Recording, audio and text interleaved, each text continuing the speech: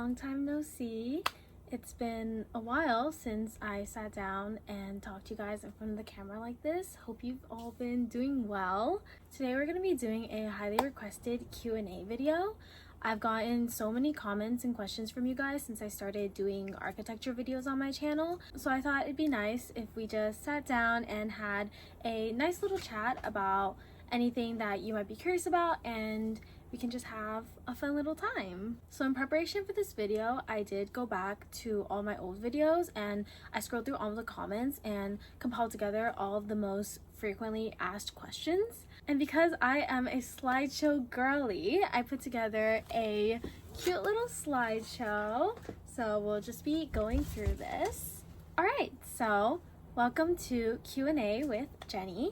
The first is just going to be some basic information about myself. The second part is going to be about architecture, why I chose architecture, how I applied, how I got in. In the third part, we're going to talk about my experience, things I've learned along the way, tips and tricks, advice, that kind of stuff. And then the last section will just be some miscellaneous things about my personal life and my hobbies outside of school. Okay, so hi, my name is Jenny. Nice to meet you if this is your first time watching one of my videos. I was born on August 16, 2004, and I'm currently 20 years old. I am Chinese, specifically Fujianese. My parents are both from Lantidao, which is a small island off the coast of Fuzhou. But I was born and mostly raised in America, so I am a first-gen immigrant. My zodiac sign is a Leo, and my Chinese zodiac is a monkey. My MBTI is ENFP, but I would consider myself like a really introverted ENFP. My main Instagram handle is @JennyJoy816. Feel free to go follow me on there. I'm relatively active. Here's a map of all the places that I've lived in / been. I was born in Manhattan, but I was mostly raised in Brooklyn. When I was a little itty-bitty kid, I was shipped off to the motherland and I lived in China for 4 years. After I came back out to the States, and I lived in Florida for kindergarten and Alabama from 1st to 3rd grade before I permanently moved to Brooklyn, New York, which is where I currently live and go to school. I also lived in Georgia for a couple of summers because my parents used to own a restaurant there. A little more about me. I am the oldest of 3. I have a sister who is 3 years younger than me and a brother who is 10 years younger than me. You might have seen them in my videos. They show up from time to time. My favorite color is pink. I like to dance and travel, and I love taking mirror / computer selfies, and I'm also currently in my digicam era. I currently attend Pratt Institute, studying towards my Bachelor of Architecture degree, and I'm in year 3 out of the required 5. Okay, now let's move on to architecture. So why architecture? According to my cousins, I've been interested in like interior design, architecture, that kind of stuff since I was a really young kid. But from what I can remember, I started being interested in architecture during high school. So during my freshman year, we were required to take an art appreciation course. And so we had a unit on ancient Greek and Roman architecture. And that was when I first kind of realized like, oh hey, I'm like kind of into this stuff. And then during COVID, I watched a lot of home decoration and renovation videos, specifically Mr. Kate's. And I also had an upperclassman friend who was studying architecture in Pratt, and he was the one who kind of showed me that, hey, this is something that I could potentially do as a career instead of just something I was kind of interested in. And so originally I wanted to do interior decoration, which kind of translated over to interior design. But one of my high school teachers told me that if I wanted to do anything in the design field, to just get an architecture degree because it's a lot more powerful and you can do a lot more things with it. So like I can do interior design with an architecture degree, but I wouldn't be able to do architecture with an interior design degree. And just to make a quick distinction between interior design and architecture, according to Google, the main difference between an interior designer and an architect is that interior designers focus on designing the aesthetic and human aspects of an interior space, how it will look and how it will be used, while architects focus on designing the actual structure of a building or space, both inside and out. I was a pretty artsy kid when I was young, so I've always wanted to do something that allowed me to be creative while also helping others, but at the same time being practical. So here I am. A lot of you guys asked me about my stats, so I'll talk a little about that here. I went to Stuyvesant High School, which is located in the Tribeca area of Lower Manhattan, and I graduated in June of 2022 with an overall GPA of 96.26, which I think is considered as pretty good. I took the SAT once and I got a 1520. The breakdown was 800 in math and 720 in English. I should have taken it a second time so I could have super scored, but I was lazy, so I didn't.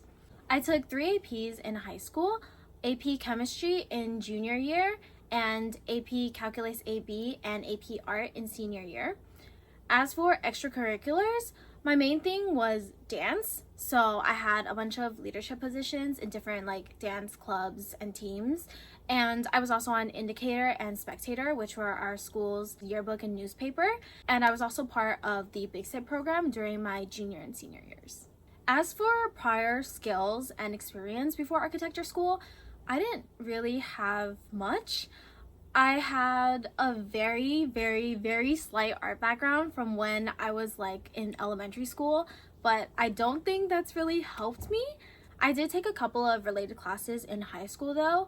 I took an introduction to drafting class in my sophomore year, an interior design elective in my junior year, and an architecture elective in my senior year. And in those classes, we kind of learned the basics of like hand drafting and softwares like AutoCAD and Revit, which I guess would have been helpful later on, except the fact that I didn't remember any of it. So I'd say you don't really need any prior skills before coming to architecture school, and don't let that be something that deters you from pursuing that path.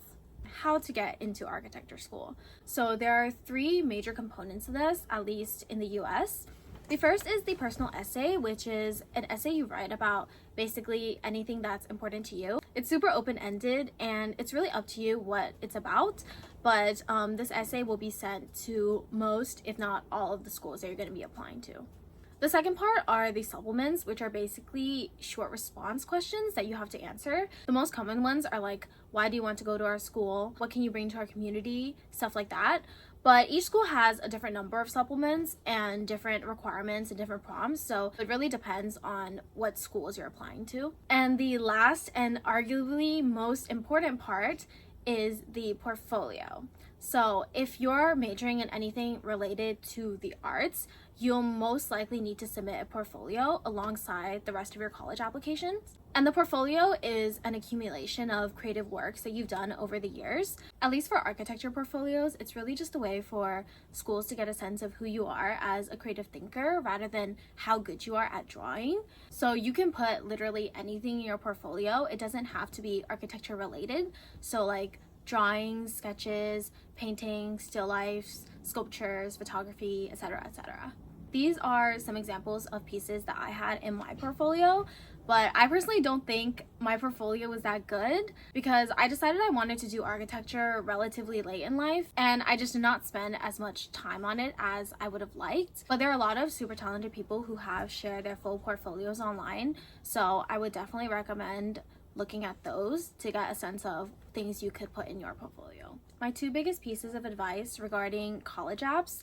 The first would just be to start early because I procrastinated a lot, and looking back, I really wish I hadn't, especially if you need to put together a portfolio. Start ASAP and just be proactive and on top of your stuff. The second is to have an open mind and just don't stress too much about it. I personally really strongly believe that everything will work out the way it is meant to and you will end up where you are meant to be. So just keep your options open. Don't get too sucked into rankings and what everyone else is doing. Just focus on yourself and everything will be okay. As for why specifically I chose Pratt, there are a number of reasons. Firstly, Pratt is one of the few architecture schools that does not require you to submit a portfolio as long as you have good enough test scores and grades. So I was able to waive my portfolio requirements, and at the time I wasn't really confident in my portfolio, so that was a big plus for me. Pratt has a really good architecture program. I think we're consistently ranked within the top 10 best architecture schools in the country. It's also the only school in New York City that has an actual campus, which is amazing. I love our campus. It's so pretty. And believe it or not, financial reasons were also a factor, because even though Pratt is really expensive, the tuition is, I would say, like $60,000 a year without financial aid. But being as I live in Brooklyn, going to Pratt meant I didn't have to pay for dorming or buy a meal plan, and I can continue to work at my part-time job while going to school. But I am definitely a special case, and what works for me does not necessarily mean it will work for you. So I'd say it's really up to you to figure out what is best for yourself. And these are just a couple of things that you might want to consider when choosing schools. So location, program, financial aid, community, the experience, and also the resources that are available. All right, now let's move on to my personal experience as an architecture student. The question that I get asked the most is what laptop and what softwares I use. So I personally use the Dell Inspiron 14. I think it's pretty good. It runs all the programs I need to run, and it's not too big or heavy, at least I don't think. I would definitely recommend getting a Windows laptop over a Mac, just because a lot of the programs we use are Windows compatible, so it's just more convenient in the long run. As for softwares, it really depends on what school you go to, because different schools like using different softwares. At least in Pratt, the main software that we use for digital modeling is Rhino. We also use a bunch of Adobe programs for drawings and editing photos and videos, and also for putting together a portfolio. Some other programs I use are Twinmotion and V-Ray for renders and walkthroughs, and Creality for 3D slicing. For architecture essentials, the ones I really want to emphasize are a mouse for your laptop, different types of glue, and your choice in model making materials, and also a ruler, X-Acto knife, and cutting board. I get my materials mostly from Blick and Apple Art, just because those are the two places that are closest to my school, so it's the most convenient. But I also do get stuff from Amazon or Target, depending on what material it is. I also put in stars here a 3D printer. Most people in Pratt have their own 3D printer just because it's faster and cheaper than using the schools. I personally have the Ender V3. I would not recommend it. But yeah, a 3D printer is definitely not a necessity, at least in your first year, but maybe later on it might be useful for you once you move on to making more complex designs and models. What are 3 things to know before architecture school? Number 1, it's going to be hard. Architecture is one of the hardest majors and one of the most sleep deprived, and it covers just such a wide range of topics and really forces you to step out of your comfort zone. First year especially is really difficult because you have to learn just so much all at once, and the curriculum is really fast and you get just so much work every single day. I don't think I fully anticipated just how hard it would be, so do prepare yourself mentally and physically for that. Number 2, you learn as you go. Architecture school is very much a learning process. It's totally normal to not know things and to struggle from time to time. You really just have to do things to get better at them, and you'll naturally learn along the way. So don't get discouraged or too beaten down if you don't get something from the get-go. Trust in the process, and I promise you're going to be okay. And lastly, criticism is inevitable. I used to be so bad at taking criticism, and even now I'm not great at it, but you will be criticized during your time in architecture school. It's really unavoidable. Design is so subjective, and everyone has different opinions and preferences, and there will be times when you don't get a good crit, but that's okay. I know it's definitely easier said than done, but you have to be able to separate yourself from your work and to look at it from multiple different perspectives. So keep an open mind and really listen to the feedback that you get and try to learn and improve from them. How to stay motivated? I'm actually like the worst person in the world to ask about this because I am so bad at having a consistent work schedule. I definitely work on bursts of energy, which is actually really bad because there's so much work to be done and you really have to just force yourself to work even if you don't want to in order to keep up. But I would say that working in studio usually makes me a lot more productive just because there's kind of that peer pressure of everyone else is working too. I would also definitely recommend working with friends and talking to the people in studio with you, because a lot of the times if I have design block, talking with other people gives me new perspectives and helps me come up with new ideas and solutions to whatever dilemma I'm facing.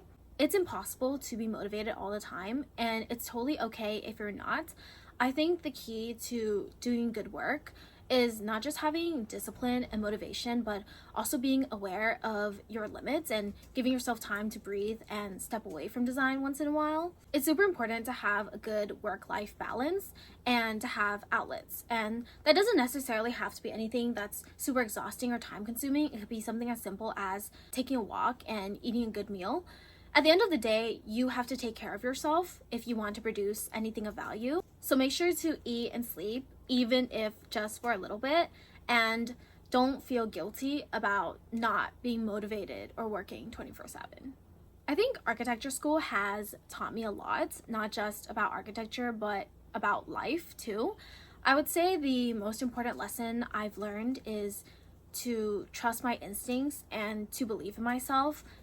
As cliche as that might sound, I think it's really easy to get caught up in everyone else's opinions and what everyone else wants from your project, whether that be your professors or your peers or your guest crits. But it's really important to stay grounded and remember that this is your project and no one else's, and to make decisions and choices that you stand behind. During my freshman year, I was super passionate about my B project, which was based on stained glass and the path of the sun. But I had a lot of bad crits while I was working on it, and I had to restart my entire project less than a month before finals. And I also caught the flu at this time, so I was literally dying, but I still had to come into studio and redesign and build a whole new model. And when I showed it to my professor, she didn't like it, and she asked me if I liked it, and I said no, and then I burst into tears because I was just so upset and so stressed. And yeah, that was just like a really rough period of time for me. But in the end, I am glad that it happened, because that experience has really taught me how important it is to stay true to myself and to produce things that I like, even if that might not align with what other people want. And that's something that has really stuck with me up until now, because I think not liking what you're designing is one of the worst feelings you could have in architecture school. And a lot of the time you end up not liking your project because it's not yours. So yeah, just believe in yourself and your design choices, and make something for yourself and not for someone else or for a grade, because I guarantee you will be so much happier that way, even if you don't end up with an A on your report card. As for tips and tricks on designing, digital and physical modeling, and drawings, I've been touching on design tips kind of here and there, so I won't say too much more. One thing I do want to add though is to look at precedents and examples for inspiration. Whenever I'm stuck or don't have any ideas, I like scrolling through Pinterest and just seeing what other people before me have done. I would also recommend speaking to your TAs if you have them, and just talking to people in general and asking for outside opinions, because I have found that to be really helpful. Also do a lot of sketching and try a bunch of things, because design is really just a lot of trial and error.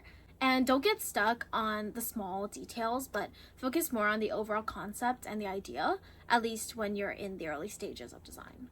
As for digital modeling, I like to work in plan first and then move to 3D afterwards, but that really depends on the person. Like, everyone thinks in different ways, so just figure out what works for you, and that's something that really comes with doing it over time. I'll put on the screen a bunch of useful commands for those of you who will be using Rhino. As you get more familiar with the program, you will get faster at digital modeling. And also, don't be afraid to ask other people or ask Google how to do things. And also, a friendly reminder to use layers and organize them properly, and to not overload one file with too much information, because that just slows down your system and leads to crashes, which you do not want.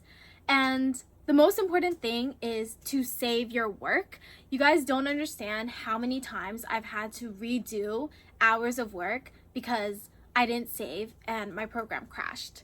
Like, it's actually awful. So save your work often. As for physical modeling, make sure to set aside ample amount of time to work on your models. Always overestimate how much time you'll need, because model making is super time consuming. If you have access to the shops and machines, take advantage of them, but don't let them consume you. Like, I think physical models should still be done by hand to some extent. So like, don't just 3D print your entire model, and experiment with different materials to find the best way to represent your design. But remember to set aside enough time if you're going to be using an unconventional model making method. As for drawings, drawing styles really vary from person to person, but the most important thing is making sure that your drawings are legible and clear in what it's trying to show. For beginners, I would recommend starting in black and white with just line weights and line types, and then you can move on to adding colors and textures and renders and populating. However you decide to do your drawings, remember to stay consistent. So use the same color palette, use the same fonts and annotations, stuff like that. You really want your final pinup to look cohesive all around. And aside from design, we have a lot of other classes that we have to take also, because architecture requires you to have a strong foundation in math, science, history, writing, etc. It can be really easy to fall behind in your other classes because design requires so much time and effort and brain power, but please try to stay on top of your non-design work. It will catch up to you in the end, and you do not want to be worrying about late work when midterms and finals come around. And also just remember that these classes are important, at least most of them in the grand scheme of things, even if it may not seem like that in the moment. So yeah, stay on top of your other classes, don't forget about them. And finally, is it worth it? Personally, I would say yes. As difficult as architecture school is, I think I've learned a lot, and it's really changed the way I kind of look at the world and perceive the things around me. I also think architecture school has really pushed me outside of my comfort zone and showed me just how, I guess, resilient I can be. Originally, when I thought about my college experience, this is definitely not what I had imagined for myself. But I do think that I have grown a lot, and I've reached a point where I don't regret choosing architecture. But I totally understand why architecture might not be right for other people, and I have gone through my fair share of ups and downs and having doubts about being in this field. So I totally get it, and I hope that all of you guys can find your way to doing whatever it is that makes you happy in the end. And with that, now let's move on to some extra miscellaneous stuff. As you all know, if you're watching this video right now, I do have a YouTube channel that I do in my spare time. I mostly post vlogs about my daily life, but I also do hauls and reactions and other videos from time to time. This Q&A will actually mark the 100th video on my channel, which is absolutely crazy to me. Like, I remember when I first started, it was just me watching my own videos, and now we have thousands of you guys, and I'm so thankful for all of the love and support that you guys have shown me over the past couple of years. It really means a lot to me that so many people are interested in me and the things that I do in my life. And yeah, I'm just so grateful, and I promise to try and be better at posting more regularly. I know I'm really bad at it, but I'll try, I promise. And yeah, thank you all so much. I've also mentioned many times that I am a dancer. I've been dancing since I was in elementary school, just learning K-pop choreos by myself, and I really started taking it seriously when I entered high school, and that's when I kind of started expanding into other styles of dance. Currently, I'm on Aura, which is Pratt's K-pop dance club, and I'm also on Venom, which is Aura's hip-hop subunit. And over the summer, I started taking dance classes outside of school for the first time, and that has been an amazing experience, and I hope to take more in the future. These are some of my favorite artists at the moment. I mostly listen to K-pop girl groups and chill pop music. I'm also in my reading era right now, so these are some of my 5-star reads. I'm currently reading A Court of Thorns and Roses by Sarah J. Maas. My favorite genres are fantasy, especially East Asian inspired fantasy, and mystery/thrillers. So do give me some book recs in the comments. I would love to read them. Here are some of my favorite TV shows. I like watching K-dramas and C-dramas, and I've recently started getting into the world of American shows, so that's been like a whole new experience. Let me know if you guys have any recs for these too. I am also currently working part-time at a dessert cafe in K-Town. I've been learning how to do latte art recently, which has been fun. If you guys ever see me, please do come and say hi. I might look mad, but I'm probably just stressed out about work. I promise I'm actually really nice, so don't be afraid of me. I would love to meet you guys. And lastly, I've been really into traveling lately. So these pictures are from Italy, Greece, and Puerto Rico. I think studying architecture has really made me appreciate traveling a lot more and just seeing the world and experiencing new things. So I really want to make that a more regular thing later on in my life. I did get a lot of questions about time management and how I balance school with work and YouTube and dance and all that stuff. Honestly, I don't really know how I do it either. I think it really just comes down to priorities and the things that are important to you. For me, school will always be number one, and there have been times when I've had to skip a dance practice or give up a shift at work in order to make time for my schoolwork. And there have also been times when dance and YouTube and work has been a needed break away from school. I tend to have a habit of overwhelming myself with a bunch of things and responsibilities because that kind of forces me to be on top of everything. But now I've been trying to cut down on that and give myself more time to just do nothing. So yeah, just be aware of yourself and your priorities and your limits and make the most of the time that you have. And that brings us to the end of this Q&A. I hope I answered some of your questions and that this video was helpful to you in some way. I know I couldn't cover everything, so feel free to comment down below anything you still might be curious about. I'll try my best to reply to all of them. And yeah, thank you so much for watching up until now. I hope you have a good rest of your day or week, and I'll see you guys in the next video. Bye bye!